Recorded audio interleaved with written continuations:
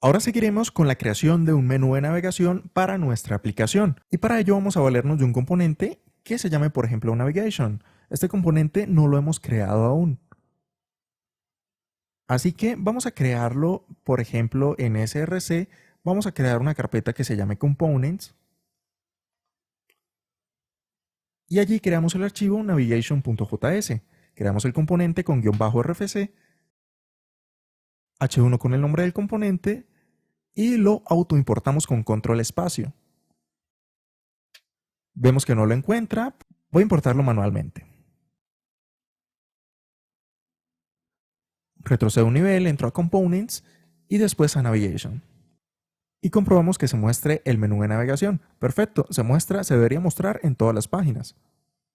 Debido a que el router renderiza el menú de navegación y el switch selecciona solo una de las rutas que cumplan con alguna de estas condiciones. Sin embargo, en un proyecto real suele ser más útil crear aquí un layout. ¿A qué me refiero con esto? Supón que aquí quieres tener, por ejemplo, un footer o algo que quieras que sea general para cada una de las vistas.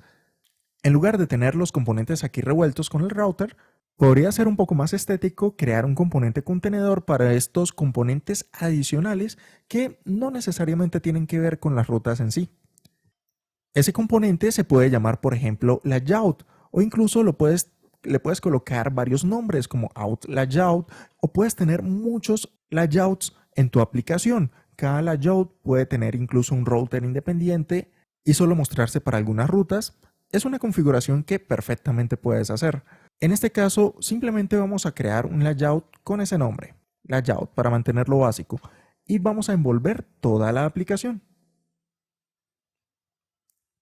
O todas las rutas, mejor dicho. La idea es que este layout le agregue arriba la barra de navegación y abajo el footer al componente.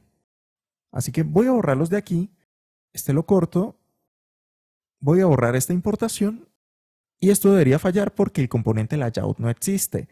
Así que lo voy a crear en Components. Como usualmente hay varios layouts dentro de una aplicación, voy a simular ese escenario creando la carpeta layouts. Y dentro voy a crear layout.js.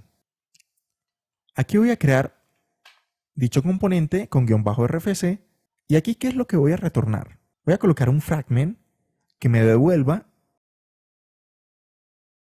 el componente navigation y también me devuelva un h1 con el footer. Ahora voy a importar el navigation,